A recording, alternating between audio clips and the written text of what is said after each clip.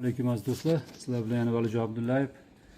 Bu mevani ko'rsatayotgan sababi bugun maqsad boshqa ma'lumot. Yana bittasi ozgina bo'lsa ham bering degan uchun berib berdik. Xudo xolasa mevalarimiz, blesklari ham, mazalari ham, kalibrlari ham ancha yaxshi. Hozir mavzudan chalg'imaylik, hozir bir narsani ko'rsataman. Xo'sh, qulpnoylarimizga hozir vitamin sepildi. Shuning uchun ham ozgina baklar ho'lti holatda turibdi. Hozir ko'rsatmoqchi bo'lgan narsa bu ham emas. Hozir bormoqchi bo'lgan joyimizga boramiz. Xo'sh, men ko'rsatmoqchi bo'lgan joy mana keldik. Bu xunukligiga e'tibor bermanglar. Eski telefonlarni solganmiz. Bu xira bo'lsa ham bo'laveradi. Bu yerimiz suv blokimiz. Suv taqiydigan joy mana shu. Bu yerda 2-3 qavat qilib telefonlarni o'rab oldik. Sababi o'chirib turaylik. Sababi bu narsamiz muzlab qolmasligi uchun, keyin bu joyimiz issiq turish uchun. Buni ham agrovolokno bilan yopdik. Hozir mana ozgina ochib qo'yganmiz buni. Suvimiz iliq holatda turadi. Tabiiy yerda holatda turadi. Taxminan shu 12-15 gradus atrofida turadi. Bilasizlar, 10 gradusdan tushib ketsa, qulpnoy ildizi yaxshi hazm qila olmaydi. Bergan ozuqangiz ham. Shuning uchun maqsadga muvofiq, agar 20 gradusli suv bersangiz juda zo'r bo'lardi. Xo'sh, mana bu qaranglar. Organic EFT boshida berganmiz. Bu narsa mana biologik fungisid, foydali.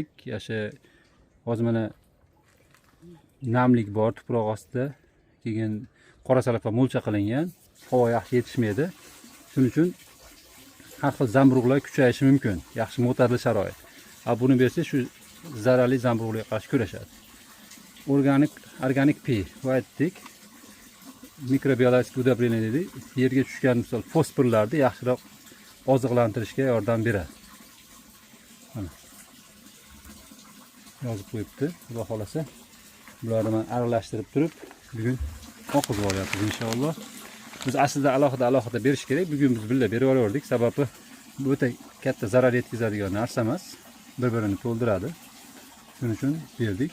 1 tonna, xo'sh, 1 tonna emas, misol 1 gektar joyga bu 10 litr. Bu 10 litr. 1 gektar joyga. Shuna holat. Xudo xolasa, qulpnoy holatlarini ham ko'rdinglar, mevalarni ham ko'rdinglar. Inshaalloh organikaga harakat qilyapmiz inshaalloh. Omadlari bersin, tanjonlar sog' bo'lsin. Bundan keyin yana bir Leonardit degani bor. U fulvinkaga o'xshab yerda tozalovchi narsa. Misol mana qulpnoy ekilganiga 3 oy bo'lgan bo'lsa, ozuqalar berilib borilyapti.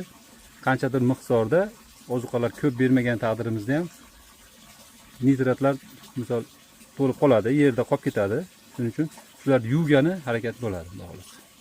Mayli, tanjonlar sog' bo'lsin, dehqonchilikka baraka, omadlari bersin. Charchamanglar. Qolib ketibdi. Bizning manzilimiz Andijon viloyatida. Xo'sh, biz o'zi asakaliman, issiqxonalarim marhamatda.